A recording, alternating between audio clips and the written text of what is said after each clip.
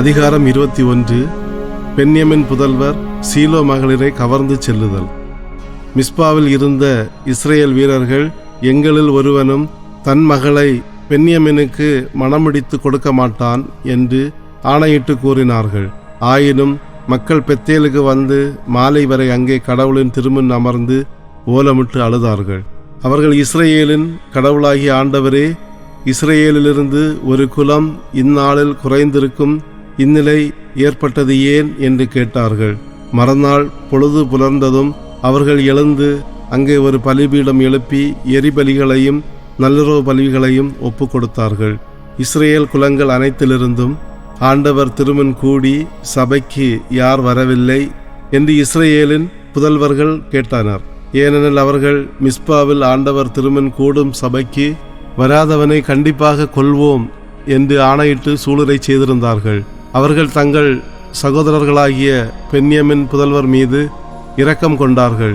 இன்று இஸ்ரேலிலிருந்து ஒரு குலம் துண்டிக்கப்பட்டு விட்டது. நாம் நம் பெண்களை அவர்களுக்கு மணமுடித்து கொடுக்க மாட்டோம் என்று ஆண்டவர் பெயரால் ஆணையிட்டு கூறியுள்ளோம். அவர்களில் எஞ்சியிருப்போருக்கு மனைவியர் கிடைக்க நாம் என்ன செய்யலாம் என்று தங்களுக்குள் கேட்டுக்கொண்டார்கள். இஸ்ரேலின் குலங்களிலிருந்து மிஸ்பாவில் ஆண்டவர் திருமுன் கூடிய சபைக்கு எந்த குலம் வரவில்லை என்று பார்த்தபொழுது, கிளையாதை சார்ந்த யாபேசிலிருந்து சபைக்கு ஒருவரும் வரவில்லை என்று கண்டார்கள். மக்கள் கணக்கிடப்பட்டார்கள்.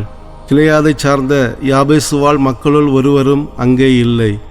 இஸ்ரேல் கூட்டமைப்பினர், ஆற்றல் மிகு வீரர்களுள் 12,000 பேர்களிடம் புறப்பட்டு செல்லுங்கள், கிளையாதை சார்ந்த யாபேசில் வாழும் ஆண்களையும் பெண்களையும் குழந்தைகளையும் வெட்டி வீழ்த்துங்கள் என்று கட்டளையிட்டு அவர்களை அனுப்பினர்.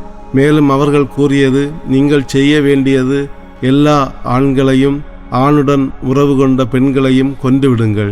அவ்வாறே வீரர்கள் கிளையாதை சார்ந்த யாபேசுவால் மக்களுள் ஆணுடன் உறவு கொண்டிராத 400 கன்னி பெண்களை கண்டுபிடித்து கானான் நாட்டில் இருந்த சீலோ பாசறைக்கு கொண்டு சென்றார்கள். இஸ்ரேல் கூட்டமைப்பினர் அனைவரும் ரிம்மோன் பாறையில் இருந்த பென்யமின் மக்களுக்கு தூதனுப்பி அவர்களுடன் சமாதானம் செய்து கொண்டனர். உடனே பென்யமின் புதல்வர் அங்கு திரும்பி வந்தனர். இஸ்ரேலர் கிளையாதை சார்ந்த யாபேசில் உயிருடன் இருந்த பெண்களை அவர்களுக்கு மணமுடித்து கொடுத்தனர்.